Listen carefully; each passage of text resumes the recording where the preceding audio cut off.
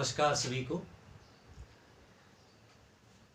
किसी निजी कारणों के चलते मैं 2 दिन क्लासें नहीं ले पाया था। आज फिर से आपके बीच में राजस्थान की ज्योग्राफी में एक नया अध्याय लेकर मेरे channel SK by geography by SK sir में आप सभी का स्वागत करता हूं।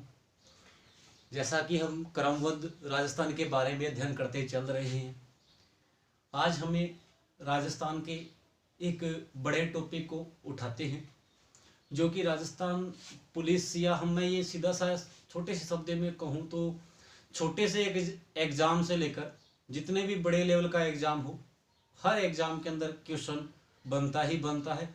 हाँ, एग्ज़ाम के लेवल के ऊपर डिपेंड करता है एग्ज़ाम किस स्तर का और क्वेश्चन कैसा बनने वाला है। राजस्थान के भौतिक प्रदेश, राजस्थान का डिवाइडेशन, विभाजन, काफ़ी बार सुनने में ये टॉपिक बड़ा इजी भी लगता है और बड़ा विस्तार से पढ़ने पर ये बड़ा हार्ड भी बन जाता है और बहुत बड़ा टॉपिक भी है जो राजस्थान की बारे में बहुत बड़ा अध्ययन हमें करना इसके बारे में पड़ता है। देखिए, राजस्थान के भौतिक प्रदेशों के बारे में आज हम अध्ययन करेंगे। जितने भी बच्चे इस वीडियो को देख रहे हैं, ज़्यादा से ज़्यादा इसको लाइक, सब्सक्राइब और शेयर करें ताकि अन्य बच्चों को भी इसका लाभ मिल सके। तो हम अपने टॉपिक पे पढ़ते हैं। देखिए, राजस्थान के भौतिक प्रदेश, राजस्थान के भौतिक प्रदेश। सबसे पहले तो हमें ये शब्द समझना जरूरी है, भौतिक और प्रदेश, ये दो शब्द हैं, भौतिक शब्द और प्रदेश शब्द।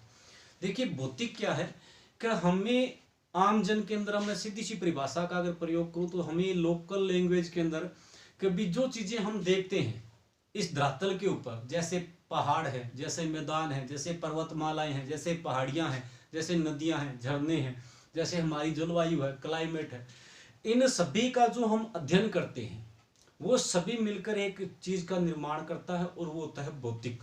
और प्रदेश शब्द से मतलब है किसी भी क्षेत्र विशेष के बारे में हमें उसका अध्ययन करना हो, यानी हम सभी मैदानी भागों का, पहाड़ी भागों का, धरातलीय भागों का, ऊंचावच की दृष्टि से जलवायु का और का, मिट्टियों का, सबका जो अध्ययन करते हैं जिस प्रदेश का, वो कहलाता है भौतिक प्रदेश। राजस्थान के भौतिक प्रदेशों के बारे में हमें व्याख्या अगर हम पढ़ते हैं कभी राजस्थान के भौतिक प्रदेशों का डिवाइडेशन कहाँ से प्रारंभ हुआ, तो देखिए, राजस्थान के भौतिक प्रदेशों के बारे में सर्वप्रथम बताने वाले 1968 के अंदर राजस्थान के भौतिक प्रदेशों को सर्वप्रथम अगर किसी व्यक्ति ने इनका डिवाइडेशन किया या विभाजन किया तो वो थे VC मिश्रा। देखिए, राजस्थान के भौतिक प्रदेशों को सर्वप्रथम विभाजन करने वाला व्यक्ति कौन था? VC मिश्रा। VC मिश्रा के द्वारा राजस्थान के भौतिक प्रदेशों को सबसे पहले बांटा गया था और इस व्यक्ति के द्वारा राजस्थान के भौतिक प्रदेशों को 7 भागों में बांटा गया। राजस्थान के भौतिक प्रदेशों को कितने भागों में बांटा गया? 7 भागों में। परंतु अगर आपको हल्का सा भी नॉलेज है तो हम आज क्या पढ़ते हैं कि राजस्थान के भौतिक प्रदेश 4 भागों में बंटे हुए हैं। एक हमारा उत्तरी पश्चिम रुस्तलीय प्रदेश, अरावली पर्वतमाला, पूर्वी मैदानी प्रदेश और दक्षिणी पूर्वी पठारी प्रदेश। ये हमारे 4 भौतिक भाग हैं। इसका मतलब हम ये समझ सकते हैं कि भी जिस व्यक्ति VC मिश्रा ने जो हमें प्रथम राजस्थान के भौतिक प्रदेशों का अध्ययन करवाया था वो मान्य इनका नहीं किया गया। इसके बाद में देखते हैं कौन से व्यक्तित्व आते हैं। देखिए, फिर एक व्यक्ति आते हैं जिनका नाम था डॉक्टर सेन। डॉक्टर सेन के बारे में बहुत कम पढ़ा जाता है। डॉक्टर सेन आए और डॉक्टर सेन ने राजस्थान के भौतिक प्रदेशों को दूसरी बार डिवाइडेशन किया और इन्होंने अपने डिवाइडेशन में राजस्थान के भौतिक प्रदेशों को 3 भागों में बांटा। राजस्थान के भौतिक प्रदेशों को कितने भागों में बांटा? 3 भागों में। अब डॉक्टर सेन का भी मान्य नहीं किया गया। तो इसके बाद में देखिए, तीसरे जो व्यक्ति आते हैं वो थे डॉक्टर रामलोचन सिंह। डॉक्टर रामलोचन सिंह और डॉक्टर रामलोचन सिंह के द्वारा राजस्थान के भौतिक प्रदेशों को कुछ इस प्रकार से बांटा गया। ध्यान से देखिएगा, डॉक्टर रामलोचन सिंह ने राजस्थान के भौतिक भागों को 2 बड़े प्रदेश, 4 लघु प्रदेश और 13 उपखंडों के अंदर बांटा। 13 उपखंडों के अंदर बांटा। देखिए, कुछ बुकों में यहाँ पे आपको 12 लिखे हुए भी मिलते हैं, 12 उपखंड, जबकि जब क्वेश्चन पूछा भी एक बार गया था तब वहां पर 13 उपखंड लिखे हुए थे। ध्यान रखना, डॉक्टर रामलोचन सिंह ने राजस्थान के भौतिक प्रदेशों को 2 भाग, 4 उपभाग और 13 लघु खंडों के अंदर विभाजन किया था। 2 भाग, 4 उपभाग और 13 लघु खंड। इसका मतलब डॉक्टर रामलोचन सिंह का भी जो भौतिक प्रदेश था वो मान्य नहीं किया। अब देखिए नेक्स्ट व्यक्ति आते हैं डॉक्टर सक्सेना। डॉक्टर सक्सेना और प्रोफेसर तिवारी। डॉक्टर सक्सेना और प्रोफेसर तिवारी ये वो व्यक्तित्व थे जिन्होंने राजस्थान के भौतिक प्रदेशों को कितने भागों में बांटा? 4 भागों के अंदर। राजस्थान के भौतिक प्रदेशों को 4 भागों में बांटने वाले कौन थे? डॉक्टर सक्सेना और प्रोफेसर तिवारी। इनके द्वारा राजस्थान के भौतिक प्रदेशों को 4 भागों में बांटा गया और इनके द्वारा जो 4 भाग दिए गए वो निम्न प्रकार से। देखिए सबसे पहले इन्होंने दिया उत्तरी पश्चिमी मरुस्थलीय प्रदेश। उत्तरी पश्चिमी मरुस्थलीय प्रदेश। इनका जो दूसरा डिवाइडेशन था वो था मध्य अरावली पर्वतमाला। मध्य अरावली पर्वतमाला। इनके द्वारा जो तीसरा दिया गया वो था, तीसरे की अगर हम बात करते हैं तो पूर्वी मैदानी प्रदेश। तीसरा कौन सा था? पूर्वी मैदानी प्रदेश। तीसरा नाम जो इन्होंने दिया वो था पूर्वी मैदानी प्रदेश। और चौथा जो इन्होंने भाग बनाया वो था दक्षिणी पूर्वी पठारी प्रदेश। दक्षिणी पूर्वी पठारी प्रदेश। तो इस प्रकार से इनके द्वारा राजस्थान के भौतिक प्रदेशों को 4 भागों में बांटा गया, जो वर्तमान में हम पढ़ते भी हैं। तो वर्तमान में राजस्थान का भौतिक प्रदेश किनकी देन है? तो डॉक्टर सक्सेना और प्रोफेसर तिवारी की देन है। 4 भागों में बांटा। पहला जो उपखंड था वो उत्तरी पश्चिम मरुस्थलीय प्रदेश, दूसरा अरावली पर्वतमाला, तीसरा पूर्वी मैदानी प्रदेश और चौथा है दक्षिणी पूर्वी पठारी प्रदेश। ये बात हुई कि राजस्थान के भौतिक प्रदेशों के बारे में व्याख्या करने वाले कौन कौन हुए। और अब देखिए दोबारा रिपीट कर देता हूं एक बार। सर्वप्रथम व्याख्या करने वाले हैं वीसी मिश्रा। 7 भागों में विभाजन किया था। दूसरी बार व्याख्या की थी डॉक्टर सेन ने, 3 भागों में विभाजन किया। तीसरी बार इसकी व्याख्या करने वाले थे डॉक्टर रामलोचन सिंह। डॉक्टर रामलोचन सिंह ने 2 भाग, 4 उपभाग और 13 लघु खंडों के अंदर इनका विभाजन करते हैं। फिर अब वर्तमान में जो हमारे राजस्थान के भौतिक प्रदेश अब पढ़ते हैं वो किसकी देन है? तो डॉक्टर सक्सेना और प्रोफेसर तिवारी के द्वारा इनका डिवाइडेशन किया गया और इन्होंने राजस्थान के भौतिक प्रदेशों को कितने भागों में बांटा? 4 भागों में। कौन से हैं? तो उत्तरी पश्चिम मरुस्थलीय प्रदेश, अरावली पर्वतमाला, पूर्वी मैदानी प्रदेश और चौथा है दक्षिणी पूर्वी पठारी प्रदेश। अब हम आगे बढ़ते हैं। देखिए इस डिवाइडेशन के पार्ट को हम आगे बढ़ाते हैं। हमारे सामने 4 नाम आ चुके हैं कि भी उत्तर पश्चिम मरुस्थलीय प्रदेश आ चुका है, अरावली पर्वतमाला है, पूर्वी मैदानी प्रदेश है और दक्षिणी पूर्वी पठारी प्रदेश है। अब देखिए मैं थोड़ा सा एक डिवाइडेशन का जो हमारा हिस्सा है मैं एक नक्शा का प्रारूप बनाता हूं। जिन बच्चों के पास नक्शे हैं वो नक्शे पे बना लीजिए, नहीं है तो वो ध्यान से देख लीजिए इसको।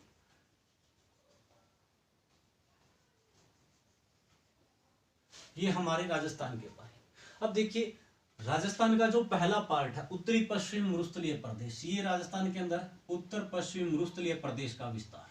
ये हमारा जो पहला पार्ट बनता है वो है उत्तर पश्चिमी मरुस्थलीय प्रदेश। इसके बाद में हमें यहाँ पर जो ये हमारा दूसरा भौतिक भाग पढ़ने को आता है वो यहाँ पर हमें पढ़ने को आता है और वो कौन सा है? अरावली पर्वतमाला। अरावली पर्वतमाला। जो तीसरा हमारा पार्ट है वो ये वाला, तीसरा जो हमारा भाग है वो कौन सा है? ये, इसे हम कहते हैं पूर्वी मैदानी प्रदेश। पूर्वी मैदानी प्रदेश।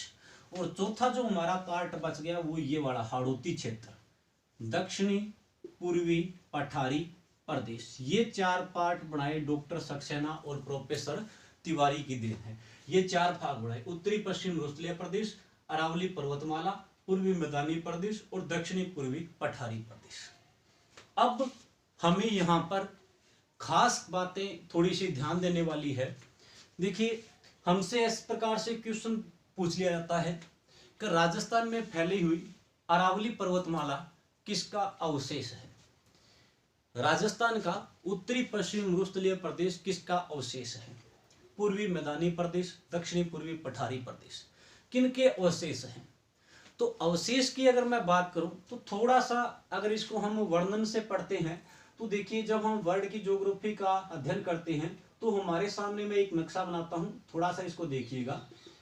ये हमारे सामने मैंने एक जो नक्शा बनाया है, ये था पेंजिया। ये जो बीच का भाग है इसे हम कहते थे पेंजिया, और पेंजिया से हुआ था महाद्वीपों का निर्माण। पेंजियो से किसका निर्माण हुआ था? महाद्वीपों का निर्माण। थोड़ा सा समझना इसको। पेंजिया, ये जो बीच वाला भाग है इसको हम क्या कहते हैं? पेंजिया। और पेंजिया एक मिला हुआ भाग था, ठीक है।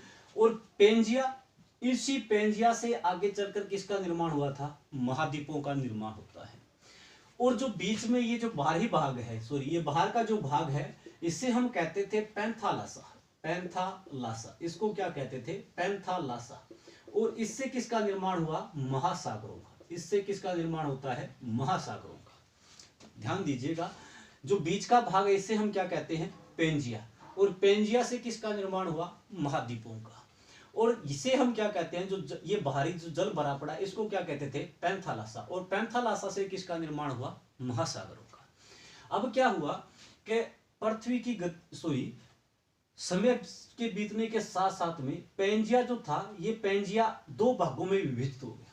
ये जो आपको दिखाई दे रहा है, पेंजिया दो भागों में बंट गया, एक उत्तरी पेंजिया और दूसरा दक्षिणी पेंजिया। इसे हम क्या कहते हैं? उत्तरी पेंजिया, और इसे हम क्या कहते हैं? दक्षिणी पेंजिया। इस प्रकार से पेंजिया दो भागों में बंट गया। और जो ये बीच का भाग था, यहाँ पर महासागरों का जल भर गया, इसे हम कहते हैं 33 सागर। इसे हमने क्या नाम दिया? 33 सागर। ध्यान दीजिएगा, जो बीच का भाग कटा, इस भाग में जो जल भरा उसे हमने क्या कहा? 33 सागर। पेंजिया दो भागों में हो गया, उत्तरी पेंजिया और दक्षिणी पेंजिया। उत्तरी पेंजिया को तो क्या कहा गया? अगारा लैंड। उत्तरी पेंजिया को क्या कहा गया? अगारा लैंड। और दक्षिणी पेंजिया को क्या कहते हैं? गोंडवाना लैंड। दक्षिणी पेंजिया को क्या कहते हैं? गोंडवाना लैंड। थोड़ा सा ध्यान दीजिएगा, दोबारा रिपीट कर देता हूं। देखिए, सबसे पहले एक पेंजिया था। पेंजिया से किसका निर्माण हुआ? सातों महाद्वीपों का निर्माण हुआ। जो बाहर जलराशि भरी पड़ी थी उसे क्या कहते थे? पैंथालासा। और पैंथालासा से किसका निर्माण हुआ? महासागरों का। पेंजिया दो भागों में बंट गया, और जो ऊपर का भाग है ये वाला, इसे हम कहते हैं उत्तरी पेंजिया, या इसका नाम पड़ा अगारा लैंड। और जो नीचे का भाग है इसे हम कहते हैं दक्षिणी पेंजिया, या इसका नाम पड़ा गोंडवाना लैंड। जो बीच का भाग, जो पेंजिया को दो भागों में बांटता है, जहां पर जल भरा, उससे हमने क्या नाम दे दिया? 33 सागर। ये हमारे साथ। अब देखिए, पेंजिया फिर दो धीरे धीरे टूटकर अलग हुआ। तो एक भाग जिसका निर्माण हुआ, हम पढ़ते हैं उत्तरी अमेरिका महाद्वीप का निर्माण हुआ। तो यहाँ पर फिर एशिया, यूरोप का निर्माण हुआ, फिर एशिया महाद्वीप का निर्माण हुआ। तो यहाँ पर ध्यान देने वाली बात क्या है? उत्तरी अमेरिका, यूरोप और एशिया, तीनों के तीनों महाद्वीप किसका हिस्सा है? अगारा लैंड के। तीनों के तीनों किसका अवशेष है? अगारा लैंड के अवशेष है। वहीं पर देखिए, अगर हम बात करें दक्षिणी अमेरिका, अफ्रीका महाद्वीप की, यहाँ पर अगर हम बात करें ऑस्ट्रेलिया महाद्वीप की, और नीचे हम बात करें अंटार्कटिका महाद्वीप की, तो ये चारों के चारों किसका अवशेष है? गोंडवाना लैंड का अवशेष है। ध्यान देना, उत्तरी अमेरिका, यूरोप और एशिया, तीनों के तीनों किसका अवशेष है? अगारा लैंड का। परंतु अगर हम बात करें दक्षिण अमेरिका, अफ्रीका, अंटार्कटिका और ऑस्ट्रेलिया महाद्वीप, किसके अवशेष हैं? गोंडवाना लैंड का अवशेष है। ठीक है जी। अब थोड़ा सा ध्यान दीजिए, हम कह रहे हैं एशिया किसका अवशेष है? अगारा लैंड का अवशेष है। यहां पर एक बात का ध्यान रखना है, बहुत ही अच्छे से बारीकी से एक चीज पढ़नी है। हम भारत की बात करते हैं तो भारत एशिया के अंदर है, और एशिया अगारा लैंड का अवशेष है।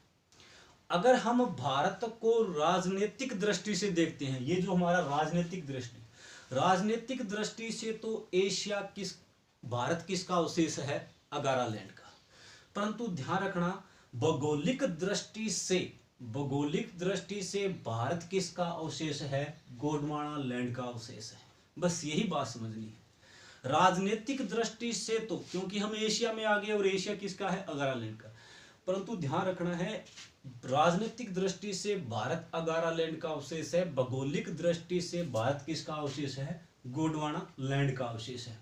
और भारत अगर गोंडवाना लैंड का अवशेष है, तो भारत के अंदर हम जब राजस्थान की बात करते हैं तो राजस्थान के अंदर ध्यान दीजिएगा, राजस्थान का जो अरावली पर्वतमाला और राजस्थान का जो दक्षिणी पूर्वी पठारी प्रदेश है, या हम ये कहें पर्वत और पठार, सीधा याद रख लो, पर्वत और पठार दोनों के दोनों किसका अवशेष है? गोंडवाना लैंड का अवशेष है।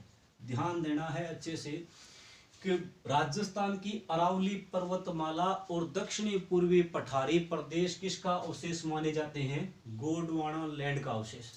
वहीं पर राजस्थान के उत्तर पश्चिम मरुस्थलीय प्रदेश और पूर्वी मैदानी प्रदेश, उत्तर पश्चिम मरुस्थलीय प्रदेश और पूर्वी मैदानी प्रदेश दोनों के दोनों किसका अवशेष हैं? दोनों के दोनों 33 सागर का अवशेष हैं। किसके अवशेष हैं? 33 सागर का अवशेष है। या हम ये कहें कि भारत के अंदर अगारालैंड का अवशेष नहीं है, तो हमें ये चीज़ अपने आप अलग हो जाएगी कि भी भारत में अगारालैंड तो है ही नहीं, तो गोंडवाना या 33 होगा। अब इनमें से हमें पकड़ना है, तो सीधा याद रखो, पर्वत और पठार दोनों के दोनों किसका अवशेष है? गोंडवाना लैंड का। वहीं पर मरुस्थल और मैदान जो भाग हैं वो किसके हैं? 33 सागर के अवशेष हैं। तो ये हमसे अवशेषों को लेकर बनने वाला क्वेश्चन।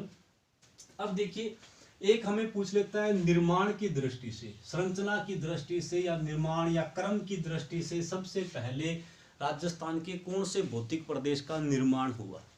तो ये हमें जानना है कि भी राजस्थान के अंदर सबसे पहले किसका निर्माण हुआ, फिर क्रम के अंदर किसका निर्माण हुआ, फिर क्रम में किसका हुआ और फिर क्रम में किसका हुआ।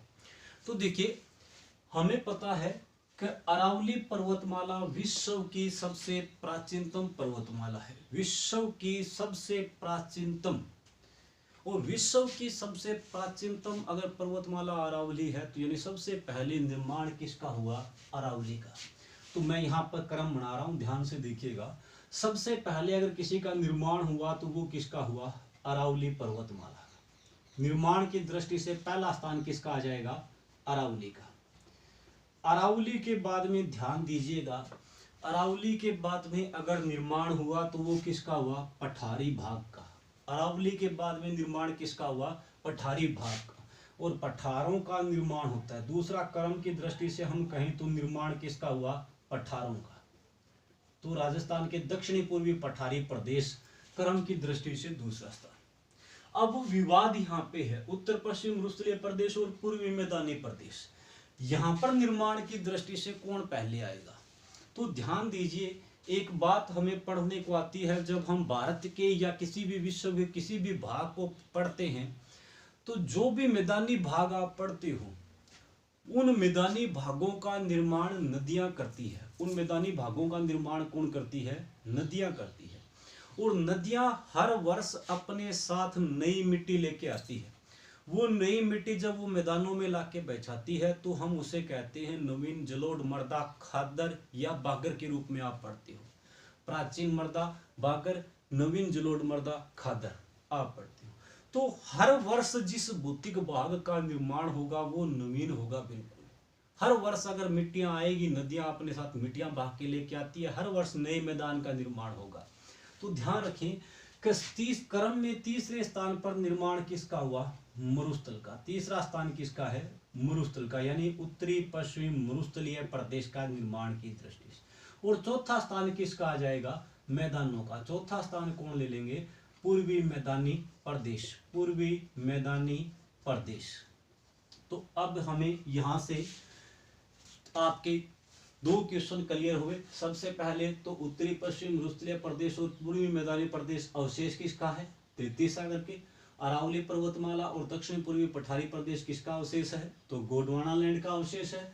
वहीं पर निर्माण की दृष्टि से सबसे पहले निर्माण किसका हुआ? तो अरावली। क्रम में दूसरा किसका था? तो पठारी प्रदेश का। तीसरा किसका है? तो उत्तरी पश्चिम मरुस्थलीय प्रदेश का। और निर्माण की दृष्टि से चौथा स्थान किसका है? तो पूर्वी मैदानी प्रदेश का। ये निर्माण की दृष्टि से हमारे राजस्थान के जो चारों भौतिक पार्ट हैं वो आप समझ पाए होंगे। देखिए, यहाँ तक जो हमने पढ़ा है मैं रिपीट कर देता हूँ। हमने सबसे पहले पढ़ा कि राजस्थान के भौतिक प्रदेशों के बारे में व्याख्या किसने की? सर्वप्रथम तो वीसी मिश्रा ने। कितने भागों में बांटा? तो 7 भागों में। दूसरी बात, व्याख्या करने वाले कौन थे? तो डॉक्टर सेन कितने भागों में बांटा, तो 3 भागों में। फिर व्याख्या करने वाले डॉक्टर रामलोचन सिंह 2 भाग, 4 उपभाग और 13 लघु खंडों में बांटा। फिर हमारे डॉक्टर सक्सेना और प्रोफेसर तिवारी ने राजस्थान के भौतिक भागों को 4 भागों में बांटा, उत्तर पश्चिम मरुस्थलीय प्रदेश, मध्य अरावली पर्वतमाला, पूर्वी मैदानी प्रदेश और दक्षिणी पूर्वी पठारी प्रदेश। फिर का निर्माण की दृष्टि से हमने देखा कि सबसे पहले अरावली का निर्माण हुआ, फिर पठारी भागों का निर्माण हुआ, फिर मरुस्थल का निर्माण हुआ और फिर मैदानों का निर्माण हुआ। तो वहीं पर अवशेष तो क्या मिट्टियां, जहां पर मिट्टियां हैं, जैसे मरुस्थल में भी मिट्टी और मैदानों में भी मिट्टी है, जहां वो मिट्टी वाले भाग हैं वो 33 सागर का अवशेष है। और जो पर्वत और पठारी भाग हैं वो किसका अवशेष है, गोंडवाना लैंड का अवशेष है। तो ये हमारे राजस्थान के उत्तर पश्चिम मरुस्थलीय प्रदेश के बारे में, राजस्थान के भौतिक प्रदेशों के बारे में जुड़ी हुई सामान्य बातें। अब हम नेक्स्ट क्लास के अंदर राजस्थान के जो ये अलग अलग पार्ट हैं, उत्तरी पश्चिम मरुस्थलीय प्रदेश को पढ़ेंगे, अरावली को पढ़ेंगे, मैदानी भाग को पढ़ेंगे और दक्षिणी पूर्वी पठारी भाग को पढ़ेंगे। तो आज का ये जो छोटा सा एक क्लास है राजस्थान के भौतिक प्रदेशों के बारे में, आप कल के लिए तैयार रहिए। कल इसका नेक्स्ट वीडियो आएगा, हम मरुस्थल का अध्ययन करना प्रारंभ करेंगे, उसकी शब्दावलियों को पढ़ेंगे। बहुत ही अच्छे क्वेश्चन बनते हैं मरुस्थल को लेकर, जैसे कि आपने सुने होंगे नेहड़ क्या है, बरखान क्या है, अनुधेर्य, अनुप्रस्थ, पैराबोलिक, ये जितने भी नाम हैं, सीप है, पवनारोधी, तो हम उन सभी का पीवणा वगैरह जितने भी हैं, पीवणा है, समगांव है, आकल गांव है, ठीक है, चंदन नलकूप है, राजस्थान पुलिस में पूछा भी गया था। तो उन सब का अध्ययन हम हमारे कल के पहले पार्ट उत्तरी पश्चिम मरुस्थलीय प्रदेश को कल के दिन पूरा करेंगे।